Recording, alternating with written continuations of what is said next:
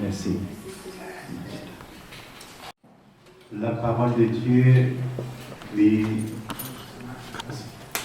correspond avec les comparé à un tête chaud pour moi qui connaît vraiment.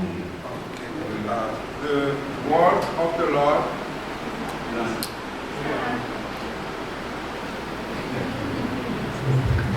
Thank you. Yeah, the word of the Lord, Bible is comparable to a head of cabbage. If you know how to cook.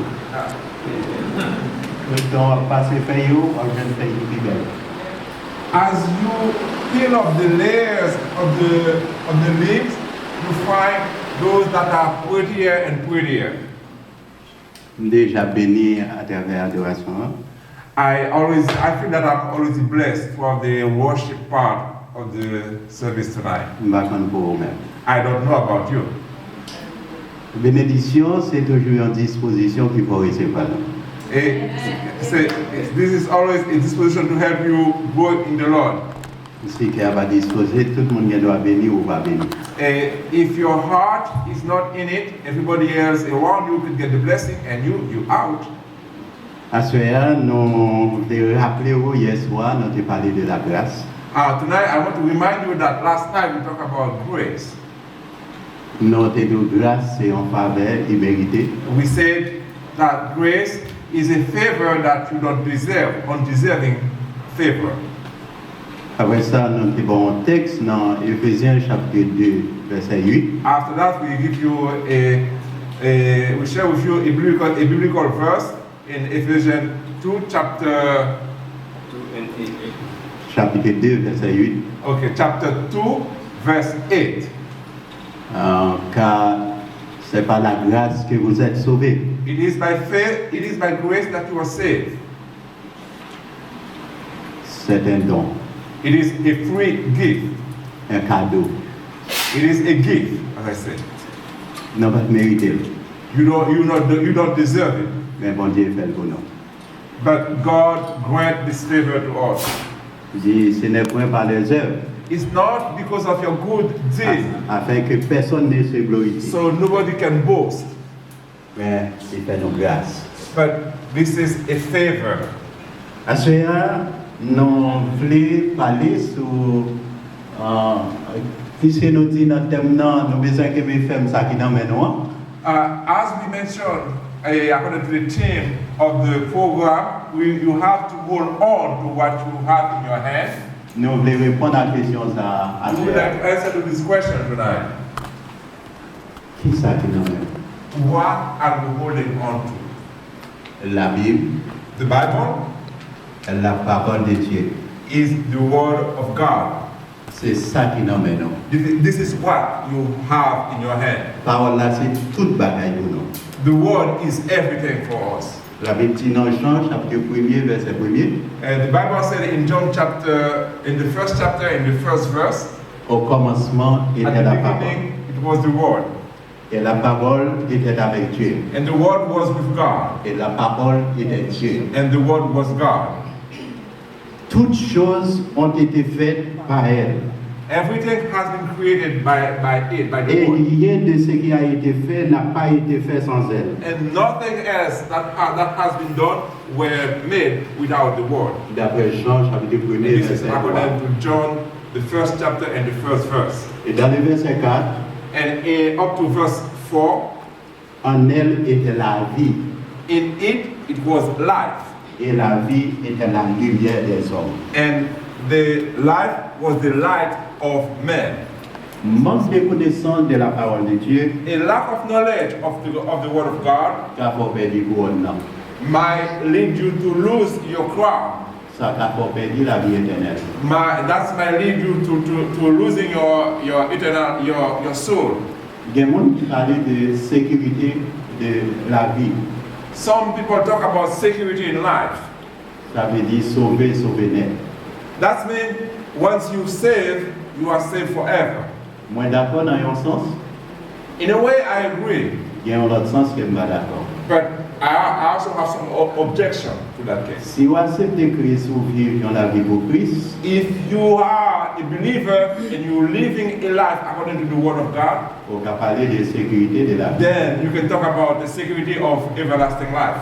Mais si vous finissez accepter Christ, vous continuez à pratiquer même ça côté qu'on a pratiqué dans le monde avant conversion, But if after becoming a believer, you go back practicing all the evil things that you used to do before, on va parler de la sécurité du salut. then this question of security for everlasting life is a joke. David dit dans Psaume 119, verset 11, David says in Psalm 119, verse 11, je serre ta parole dans mon cœur I am keeping your word in my heart, afin de ne pas pécher so contre I toi. don't sin against you. Donc, tout ça pour faire, pour vivre la vie qui est agréable devant mon Dieu, c'est Everything cette parole-là. Everything that you do to lead a life according to God's plan is about holding the word of God in your heart. Sans la connaissance de la parole, Without the knowledge of the word of God, on ne va pas faire volonté de mon Dieu. you cannot do His will. On ne peut pas même connaître comment vous priez. You won't even know how to pray. Parce que prière, ou bien façon que vous observez mon Dieu, il dépend de connaissance de la parole. Because praying or the way you're serving the Lord, it all has to do with your knowledge of the word of God. La Bible dit dans Matthieu, The Bible says in Matthew chapitre 7, verset 22, chapter 7, verse 21, ceux qui me disent Seigneur, Seigneur, all that are saying, Lord, Lord, Lord, n'entreront pas tous dans le will royaume not de all Dieu, of them go to heaven, mais ceux-là seuls qui fait la volonté de Dieu. but only those who do the will of God.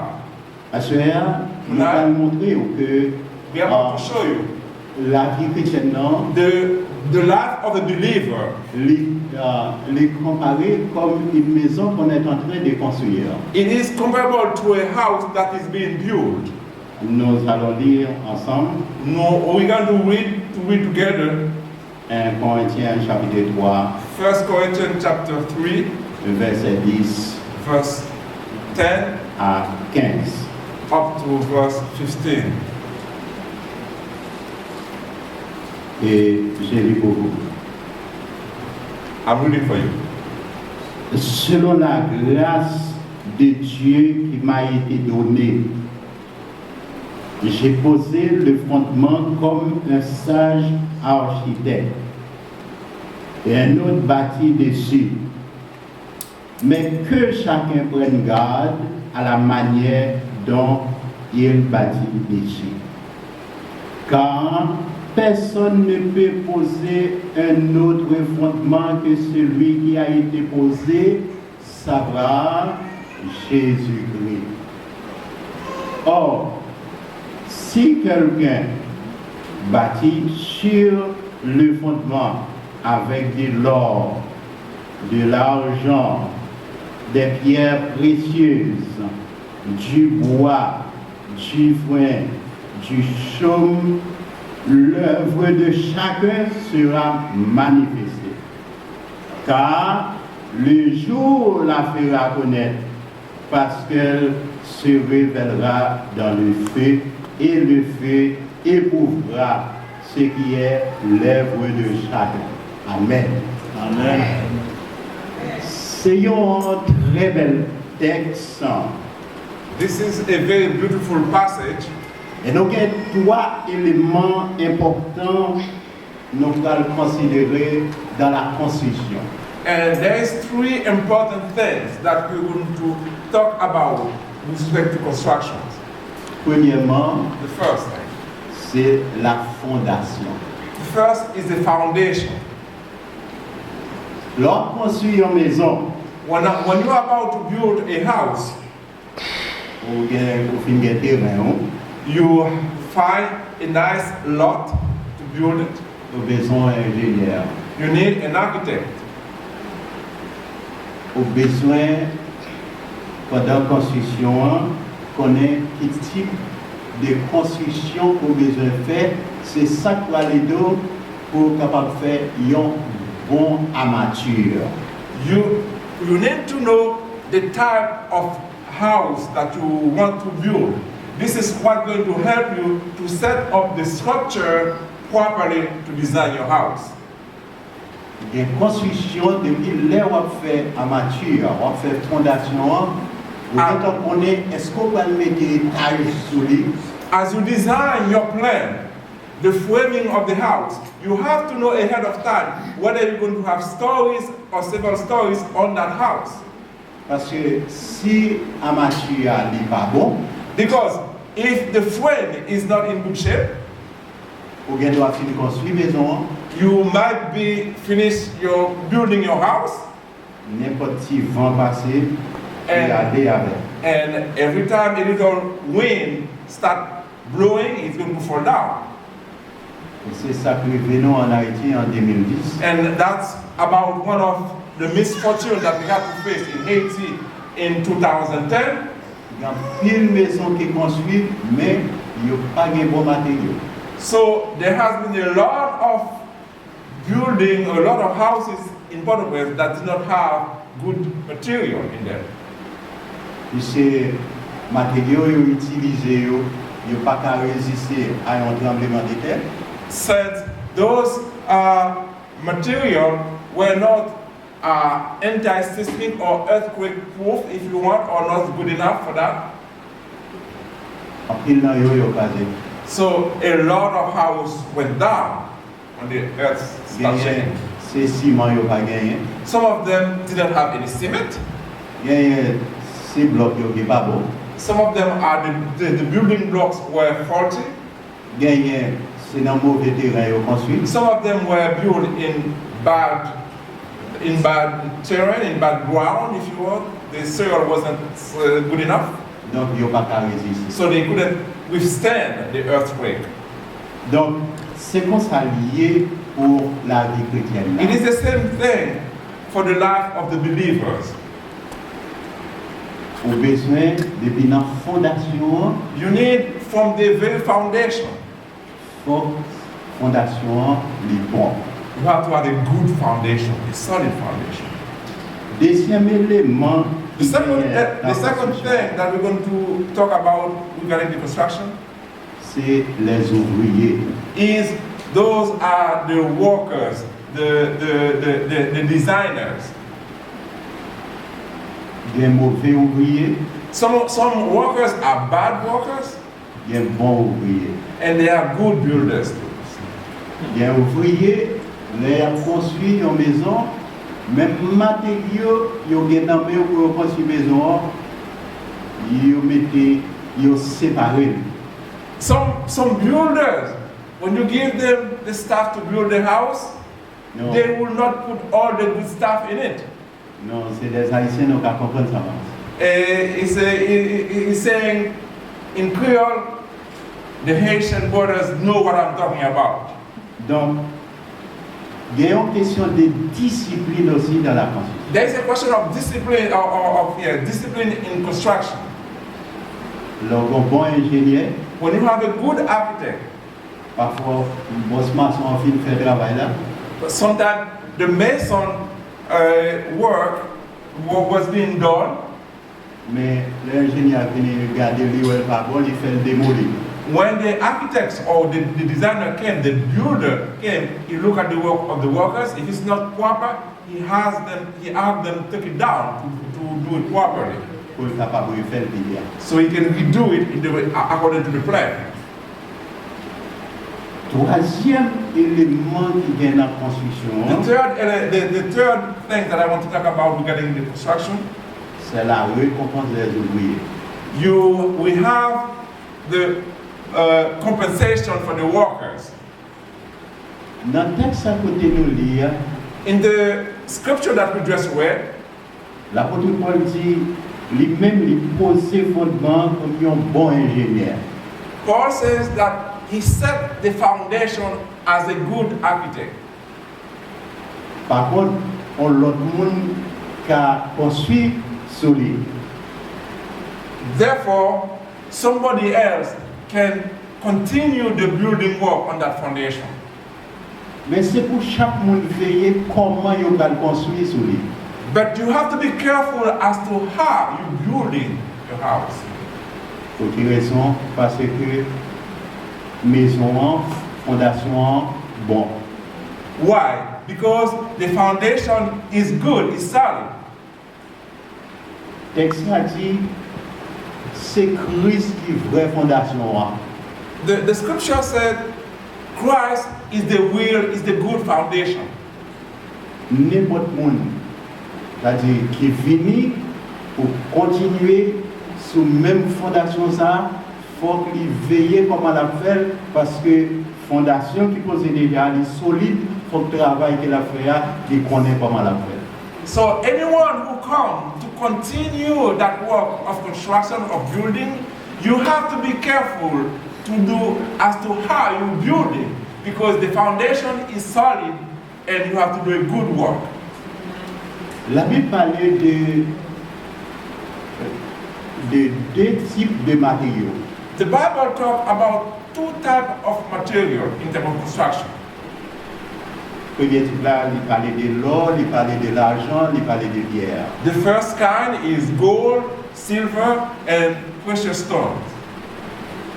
Là, nous prenons l'or, When you think about gold, l'argent, silver, roche, and stones, eh bien, trois bagages ça yo, l'homme était dans du feu, those three things, when you put them through fire, il n'a pas fait pour.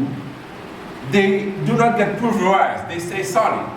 Au contraire, l'or a passé dans du feu. In fact, when you put gold through fire, Regardez, les bons belles bijoux, it starts shining. belles bagages pour aimer. All impure stuff went away, the gold shine. Et pour joindre argent aussi, il ne fait pas faire rien. And the same thing is true for silver. Fire do not melt silver. Roche là tout, c'est-à-dire pierre, The stone is also the same thing. They can withstand fire. pour qu'à utiliser, par exemple, d'un côté, en province, dans les provinces en Haïti, peut utiliser roche comme réchaud pour faire manger. In fact, in Haiti, in some part of the country, they use stone to build like a fire pit. They Yeah. use stone for that. Il ne fait pas faire rien The fire doesn't do anything to the stone because it is solid. parce qu'il est solide. Because it is solid. Et il ne fait pas faire argent rien. And the fire will not attack silver either. Et ni or, il ne va faire It rien. will not do any harm to the gold. Mais il y a trois autres qui, nous a dit, deuxième type là, But if we talk about the second categories of material, qui ont de c'est bois, this is wood, c'est foin, this is straw, c'est chaud. this is again straw. This is a type of material. Eh bien, trois bagages, ça l'homme était on a dit fait. Those three things, when you put them to fire, they're gone. Ici, la Bible comparait la vie chrétienne, The non? Bible compared the life of the believer Tant que son maison qui va construire, as a house that is being built. qui est en pile ouvrier, tout travail. There are a lot of workers on the job site. Tout ouvrier dans le travail. Everybody is working. Il y a ouvrier qui travaille, il va même tenir compte des ingénieurs. Some workers are working, they're working just like that. They don't care about the plan or that the designer put in front of them. En d'autres termes, il y a ouvrier qui travaille, qui va besoin de volonté pour Dieu dans le travail à faire. This is what I'm saying. Some people are working in the ministry without knowing the plan of God. Et c'est ça qui fait qu'ils font n'importe quoi. And this is why they do whatever they want. Je dis assez honte parfois qu'il y a des bagages nous avons parlé. And today it would be a big shame if we were to talk about everything. Il y a ouvrier ces comportements qui fait le monde pas venir convertir. Some of the workers, by their behavior, they push away other people Parce qu'ils n'ont pas un bon modèle. because they are not a good sample, good example. Au lieu de pas un bon conseil, ils pas un mauvais conseil. Instead of giving people good advice, they give bad advice. Il y a ouvrier qui a marché séduit fidèle. Some of the workers are going around and misspoken against the believers. Ça n'a pas nous, ces témoignages, bagages faits, des expériences que nous faisons. We're talking about stuff that we know. Those are things that we live through. Moi, je connais un pasteur qui fondé l'église. I know a pastor that built a church. Il a passé 29 ans à diriger l'église là. He's been at this church for 29 years. Mais il travaille dur. He worked very hard pour construire l'église là. to build the church. Il est passé en pile misère dans le travail là. And he went through a lot of suffering to put this church together. Sur 29 ans, il vient pas de côté bien, là, il va agir pour le médecin. After the 29 years of work, he isn't feeling too well. He went abroad to seek some physical. Il on le pasteur en bilan He called another pastor to take over for him pour capable qu'aimer l'église pour lui pendant 6 jours, la passé dehors. as he was away on medical treatment. Avant de retourner, les jeunes pasteur qui étaient en fond là-bas, ils pour tout le monde dans l'église. By the time he went back, the interim pastor would do a brainwash for all the believers in church. Les paraît, on est des frères et sœurs, mais ils ont des gens violents. Instead of the nice and meek believers that he left, he finds some very violent people in the church. Monde qui vient en plein service, qui a dit n'importe parole, qui a placé le service. People who were using obscene language within while worship service was going on. Et pasteur c'est comme ça. When he saw what was happening, Jusqu'à présent, pasteur il était à l'écart. up to that point, up to this day, the pastor stayed away from the church, from the Et program. puis l'autre pasteur il demandait service là pour l'église. And in the meanwhile, the interim pastor is still holding on the church. Pourquoi je moi pas comme ça? I never seen anything like that in my life. Parce que bon Dieu réglé nous sommes des ouvriers dans le champ de Dieu. Because we've been called as worker in the field, in the harvest of the Lord. Nous pas là pour nous faire ça dans tête nous, We are not here to do our own will, mais nous là pour nous faire ça qui est dans la volonté de Dieu. but we are here to follow God's plan. Pourquoi jamais dans la Bible là il y a un verset qui parle de division? I never seen in the Bible any verse that talk about division in church. Non, c'est bon Dieu. This is not in God's plan. Bon Dieu pas jamais de division dans le plan par. God never have division in His plan. Au contraire, bon Dieu, lui dans la prière sacerdotale dans Jean chapitre 17, In fact, in John chapter 17, il priait pour les disciples. Jesus prayed for his disciples. Il dit, mais nous faisons seul. He said, I would like for you guys to be one. Même chambre, moi-même avec papa, nous faisons seul. The same way, the same way that the Father and I, we are one. Il dit, non seulement nous-mêmes, mais tout le monde a fini pour venir. Not only you, but all other followers that are to come. Si bon Dieu a un plan de division, If God has a plan for division, comment on comprendre le Père c'est Dieu, how would you understand that God the Father le Fils c'est Dieu, and the Son is also God, le Saint-Esprit c'est Dieu. and also the Holy Spirit is God? Mais ils travaillent dans l'unité. They walk in unity. Un seul Dieu, Only one God mais qui existait en trois personnes. that exists in three different persons. Mais nous ne servons pas Dieu, nous servons seul. We're not worshiping three gods. We are worshiping one God. Ils font seul. They are all in one. Ils travaillent ensemble. They work together. Tout ça a fait, ils fait ensemble. Everything that they do it together. Depuis dans la création, From the creation on. au carré ça, parce You can que see- la Bible pas parlé, pas gagné un verset qui parlait de la Trinité. There is not a verse in the Bible that talk about Trinity in that way. Mais il y a des versets qui prouvent nous la doctrine de la Trinité. But there are verses that prove to us the doctrine of Trinity.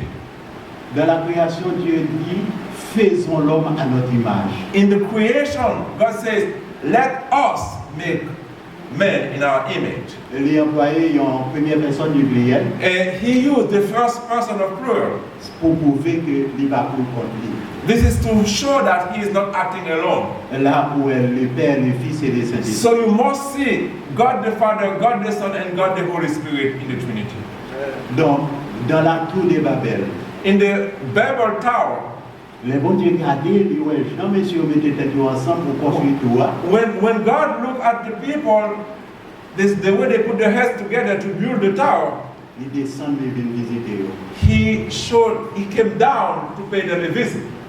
Elle dit, Jean, ils mettaient tête ensemble là, pas gagner de cas, empêcher de réaliser le rêve. Is it the way those guys are putting their heads together, nothing is going to keep them from realizing their dream, from making their dream come true. Regardez, donc, les cœurs nous ensemble. You see, when our hearts are together, Les nous faisons seuls, nous avons des bagages extraordinaires. when we are one, we can do extraordinary things. Mais c'est dans l'unité.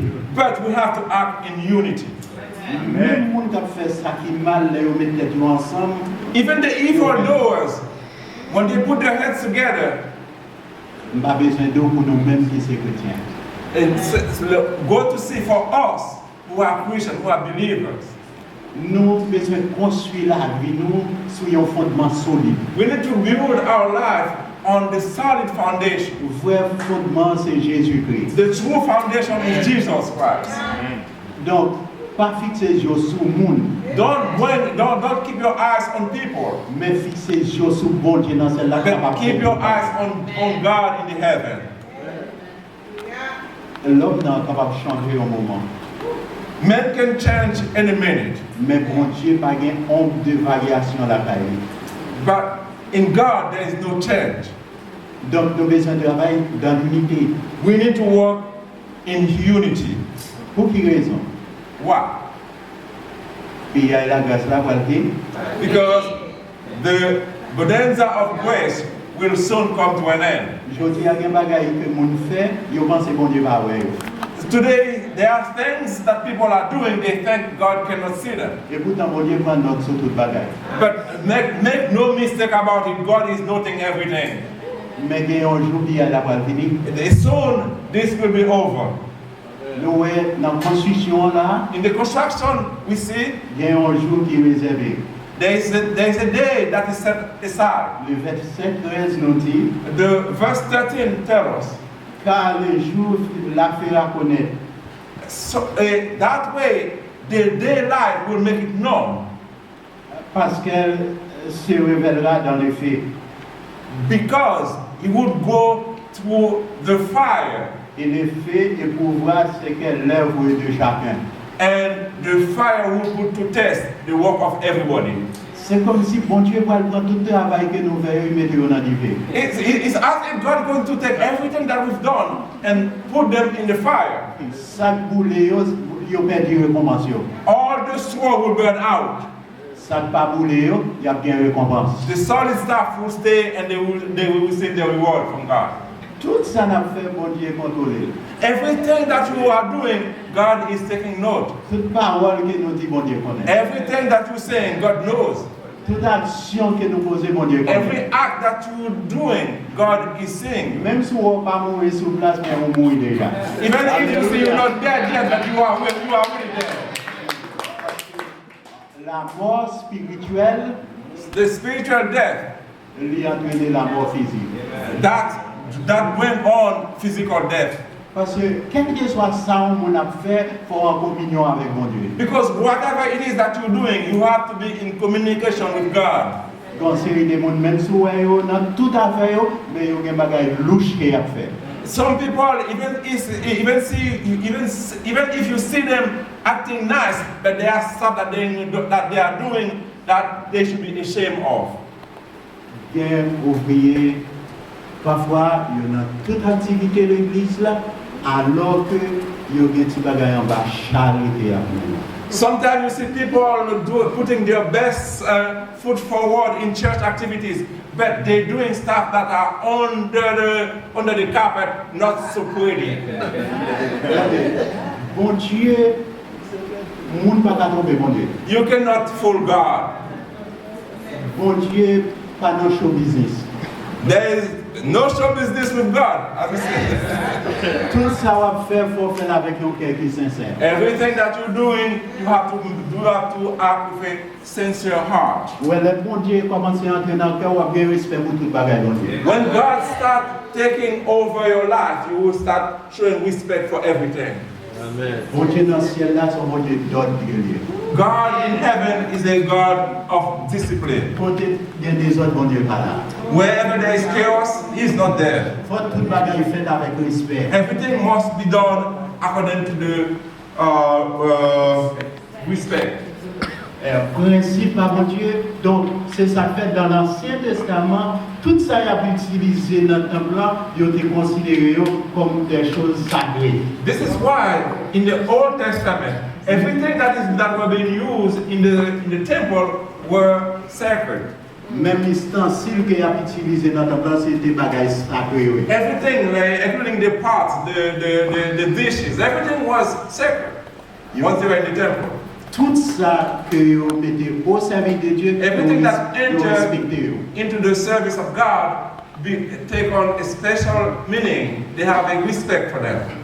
Si vous voulez servir mon Dieu, If you want to serve God, il faut qu'on construise la vie ou bien. you have to build your life very carefully. Parce que ça que nous là, Because what you are holding on to, n'importe qui peut prendre l'amour. anybody else can grab it from you.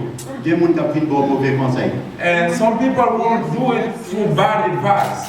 Et très souvent, on peut regarder sur ça mon affaire ou même pour dire si un tel fait, moi je vais And faire. very often you can say, oh, if so and so is acting that way, so can I. Et parfois, les gens qui font ça pas bon, ils sont doués un modèle pour mais pas un modèle. And sometimes the person who's acting bad should be a good should set a good example, but he or she failed to do so. Et tout bagage ça au cap on a bien pour perdre. And all this can turn into a force to take away from what we're holding on. Ouais, si il y a l'unité dans nous, If there is unity in us, si la vie nous bien construite sur Christ, nous, if our life is well built on Christ, si nous avons un mature solide, if you have a good faith, a good structure in your business, l'aime dit un mature solide là, puis devant on montre aussi ça qui a mature. and when I say frame or structure, in a few minutes I will show you what I'm talking about. L'essentiel, tout le monde qui travaille, il doit travailler All of the work, selon. you must work according to the plan that God or the architect designed. L'homme pas gagné une bonne connaissance dans la parole de Dieu. When you are acting without a good dose of knowledge of Word of God, L'homme pas gagné une bonne base dans l'évangile. when your base as believer is not strong, Ou considéré comme des enfants flottants. you are like floating element. You are not really grounded. N'importe si vent bon là d'abord. Whenever the storm start blowing, you're going to be gone. N'importe si vent doctrine bon là d'abord. Any false doctrine can carry you away. Faut que nous veillions. You must be careful. La Bible enseigne nous ça dans les derniers jours. The Bible says in the last days, Même nous qui fait miracle. people will go and even perform miracles. La Bible dit il faut sonder les esprits pour voir qui côté ils sorti. The Bible says you have to use discernment to figure out where they come from. On va regarder où on a fait miracle. On dit regarde, on sait un bon miracle. Don't get taken by those who are performing miracles. You never know. Et quand pile monde qui aime un miracle là, And some people, a lot of people like seeing miracles. c'est pas parce que nous dit pas un miracle qu'a fait non. It's not because I said there is no miracle in church. Jusqu'à présent, bon Dieu, son Dieu des miracles. Up to this point, God is a God of Il a fait miracles. bagaille extraordinaire. He can do extraordinary things. Moi-même, il fait pour moi, bagaille As I extraordinaire. speak, myself, He did extraordinary things for myself. Mais il faut sonder les esprits parce que But les you have to be esprits qui careful. avaient filtré pour séduire le monde. Because they are all bad evil spirits that are trying to get in among us just to seduce us. Vous avez besoin de faire tout ça qui dépend de vous. You need to do everything within your power. Donc, pour qu'on ait, est-ce que voix ça, c'est voix mon Dieu? Est-ce que esprit ça, c'est esprit mon Dieu? To know is this voice is the voice of God. Is the spirit of God. Et immédiatement qu'on sont ouvriers, As you are defining yourself as a builder, as a worker, on travaille pour mon Dieu. you are working for God. Bon Dieu, il est tout prêt pour le capable de payer.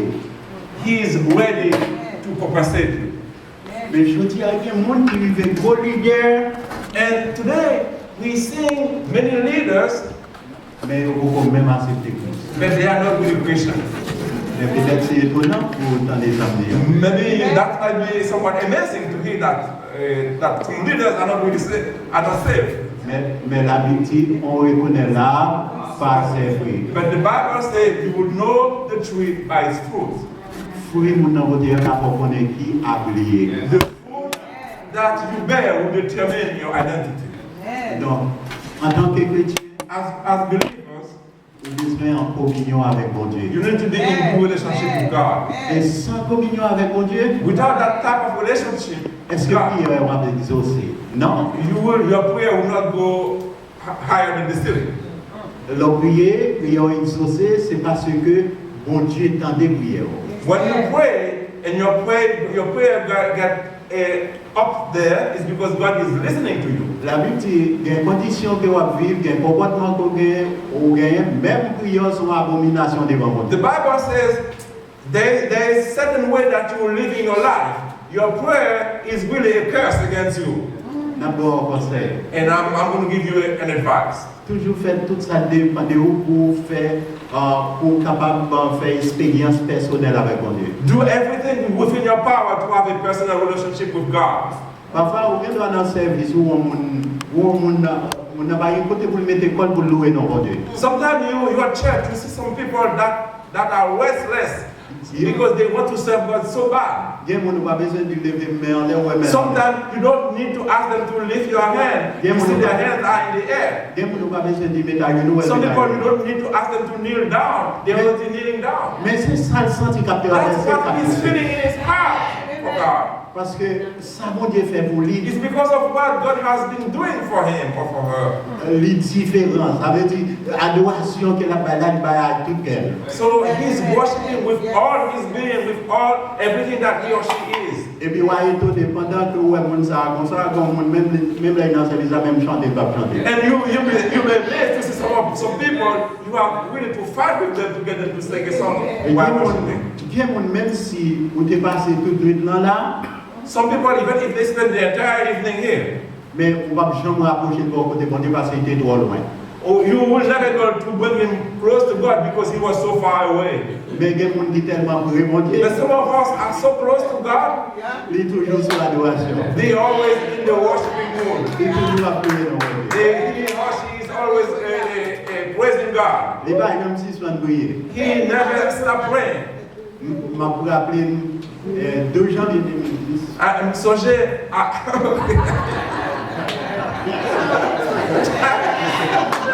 I remember the day 2010. Et moi, après nous avons fait dévotion dans la matinée. After we did our devo in the morning, moi les femmes doivent aller la plaine pour mon qui en Haïti. I had to go to a section of what was called La Plaine, for those of you who knows Haiti. Parce que on travaille avec moi un reste qui va pas fini peut-être qui était capable de mes journées. I had to go to supervise some work that was being done for me. Là moi arrivé dans travail là. When I show up at the work site, Objectif moi m'aller parce que jour matin nous avons service de prière. I went that day because it was a Tuesday, and on Tuesday we have a prayer meeting. Ce jour-là, pas non ouais, mais toujours de présence moi là. This day I was not scheduled, but I always try my best to be there. Et puis, boss là, arrivé, il passait tout le temps, il perd du temps. Et puis, pour le travail rapide, il va faire. The chief builder, he was somewhat wasting time. He take his time. He's supposed to hurry up the work so I could leave, but he didn't do that. When I see it approaching 4 p.m., I think that I had so much problems at that time. I didn't want to leave without him finishing the work. Since he is the chief builder, he used some kind of technical expertise. If he's trying to set a stone in the construction, in the building, if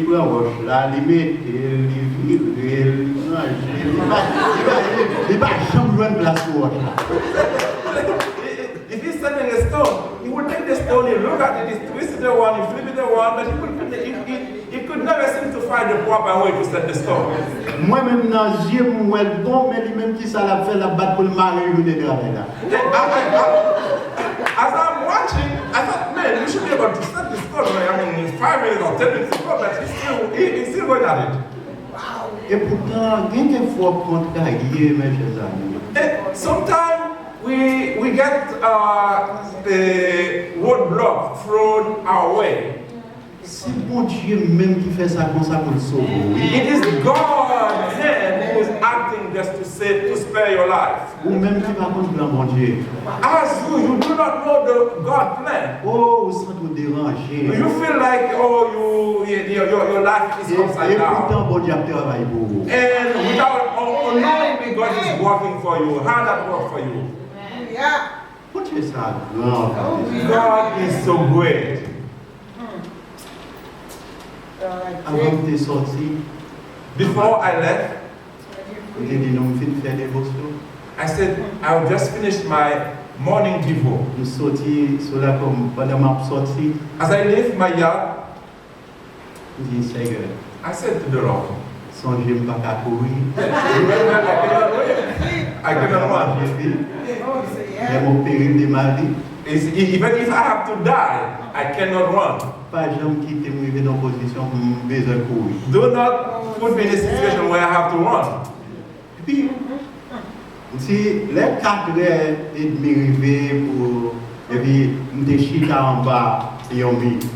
At the construction site, as it was approaching 4:30 p.m., I was sitting by a wall. Moi-même avec un ingénieur nous qui en bas million. Me and an architect, an engineer, we were sitting next to the wall, at the foot of the wall. Et puis me fait ça, me lever. Out of nowhere, I stand up. Même côté là, l'ingénieur levé ensemble avec. After that, the engineer or the architect guy stand up and start working with me. Mal campé dans un espace qui pas gagné même du tout. I went to stand in an empty space where there is nothing. And I didn't know why. Et puis boss là lui-même c'est là la fin achevé and this is when the chief builder decided that he's going to try to finish up the work. Même quand me campé as I was standing at that space,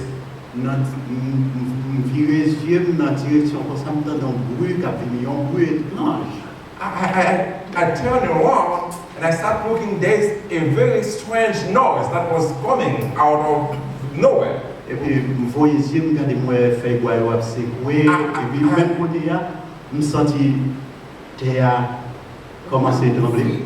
And I saw the tree, the leaves start shaking, and at the very moment I feel the earth start shaking. Dans un instant, pas qu'à camper encore, là comme couche à terre. In a few seconds, I couldn't stand, so I fell down. I dropped on the floor. Je sens que terre appauvrie seulement penser que terre appauvrie m'a descendu en bas. I felt like the earth is opening and it's swallowing me somehow. Même côté, je regardais toute caille qui était à côté. And I looked up all the house that was standing. Mi côté me chita est tombé plat. The wall where I was standing fell flat. Mes amis, c'est là où réaliser mon Dieu même en plus. And this is when I realized that God loved me so much. Mon Dieu sauvé. God saved my life, He spared my life. Quantité de monde qui t'a volé mine dans l'époque ça. Hey, so a lot of people could just climb right on top of the wall. Yo tout yo péri. They're all dead. Yo pas gain côté pour yo faire. They have no place to run. Moi me des monde dans l'église moi. I have people in my church, believers that perish on that day.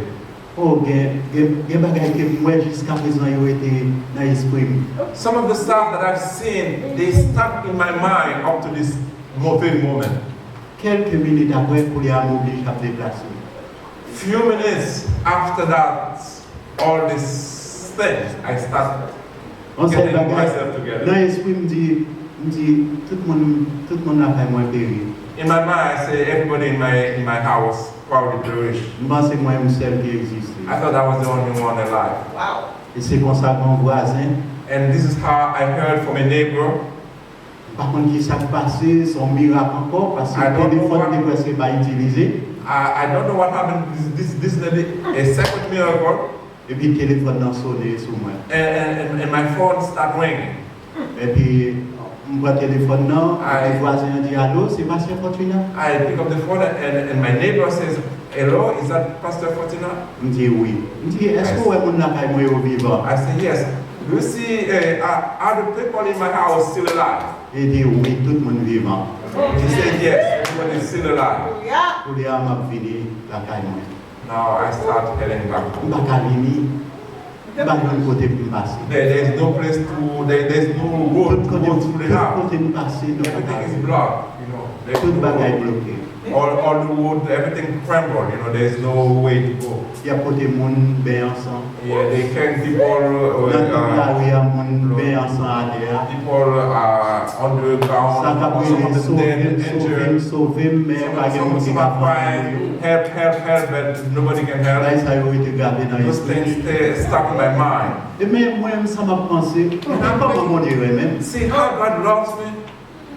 Pour me sauver dans le tremblement de terre en He Haïti, said, I have my life spared throughout the earthquake in Haiti.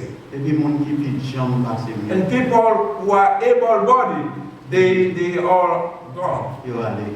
They perish. Frère mieux au bon de nos bagailles. My brothers and sisters, let me tell you something. La vie que nous vivons, la vivions la vie pour bon Dieu. The life that we live in, we must live it for God. Pas des gens voulés. Don't do it according to your own will. On va pas servir bon Dieu gens voulés. You cannot serve God as you please. On va pas faire ce qu'on You voulait. cannot do whatever you want. C'est pour respecter la parole de You Dieu. have to follow the word of God. Marcher dans l'unité de You have to l'esprit. walk in unity Pour que bon Dieu est capable de bénir nous. so God can bless you. Je ne sais pas qui ça peut passer.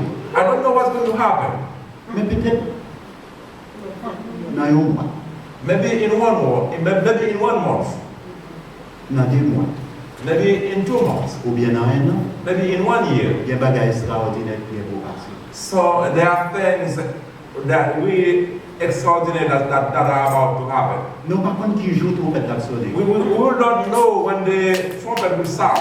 Personne ne parle. Nobody knows. La petite, The Bible les says trompettes à sonner, when the trumpet sounds, c'est un poulet, on voulait venir la caille. it is as when a thief is coming to your house. Dans le moment qu'on va penser. At the moment that you think about it, the least. Là, par contre, vous l'avez venir la caille, vous dormir. When you don't know the thief is coming to your house, you can fall asleep easily. C'est là où il est dans dormir, mais vous entendez voler la caille. So it's when you wake up in the middle of the night, you notice that you have visitors. Si vous connaissez, vous assemblé monde, If you know, you will get people around vous avez dit voler la caille, and you say, hey, the thief are about to show up, vous venez pour ton secours, and they could be here. They could be here to help you. vous avez alerté la police. You could call 911. Mais vous ne pouvez pas faire parce que vous ne connaissez rien. You cannot do all that preparation because you don't know when they come in. Vous avez besoin de préparer quel que soit votre vie. You need to be ready wherever you are. Vous avez droit sauter dans la rue, vous ne pouvez pas retourner à la caille. You might step outside and do not have a chance to come back home. Et les gens qui ont embauché, And people who are having fun, comment ils vont répondre à son trompette là? how will they react when the trumpet sounds? Même temps, ils ne vont pas attendre. They will not even hear a sound. Ça besoin faire à nous construire la vie dans sous Christ. What you need to do, you need to build your life on Christ. Pour nous capables de lutter contre les forces adverses de ce monde. So we can keep on fighting against all the spiritual warfare. Donc si nous pas faire ça, if you do not act that way, nous viendrons avoir ça dans mon là. You can see easily what you're holding. Somebody else take it away from you. Veillez pour mon pas dans mon. Be careful so nobody see what you have. Mon qui parle de comme ça dit. The people who are talking, he knows what he's saying. Omniscient. He knows everything. Bon Dieu est omniscient. God knows it all. C'est parce qu'il connaît même des gens qui apprennent dans mon, c'est ça qui fait nous veiller. It's because he knows somebody can see it away from you. This is why he asks you to be careful. And watch. Hold tight on what you have. So nobody take it away from you. Oui, parce qu'il connaît, il apprend. Yes, because he knows somebody can steal it away from you. Many things in life can steal your salvation away from you. Some of the fun stuff out there can take it away. And Satan is tempting you with a lot of things. What you need to do, you have to keep your eyes on him. Donc, demain soir, si Dieu veut, tomorrow night, we will show you notre comparaison another comparison pour la vie chrétienne. For the life of the believer. Donc, construis maison bien. So build your house carefully. L'homme sage la bâtie, caille sous roche-là. L'homme sage la bâtie, caille sous roche-là. L'homme sage la bâtie, caille sous roche-là. Et la pluie commence à tomber. La pluie tombe et fait monter. La pluie tombe et fait monter. La pluie tombe et fait monter. Et quand la sourate la rétifère, à nous penser au Seigneur Jésus-Christ. À nous penser au Seigneur Jésus-Christ. À nous penser au Seigneur Jésus-Christ. Et nous va rester dans ça, notre foi bâtie par Jésus sa bras. Notre foi bâtie par Jésus sa bras. Notre foi bâtie par Jésus sa bras. Et la pluie commence à tomber. La pluie tombe et fait monter. La pluie tombe et fait monter. La pluie tombe et fait monter. Et quand la sauce à blanc tombe,